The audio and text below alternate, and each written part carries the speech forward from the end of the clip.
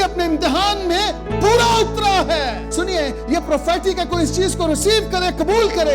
इस वक्त आपके अंदर सिर्फ यीशु मसीह के जी उठने की गवाही है और आप सिर्फ लोगों को यह बता रहे हैं कि यीशु जिंदा है, उसने आपके और मेरे गुनाह माफ किए हैं। लेकिन मैं आपको यह बताऊं, अगर आप इस काम में पूरे उतर गए और इस काम के वसीला से रूहें जीतना शुरू कर दी, मैं आपको बताना चाहता हूं, आप वो लोग होंगे जिनके साए से भी लोग हील होंगे, जिनके हाथ उठाने से लोग हील होंगे। और खुदा कहेगा, चूंकि तू थोड़े में ध्यानदार रहा है, इसलिए मैं तुझे ज्यादा का मुख्तार बनाऊंगा।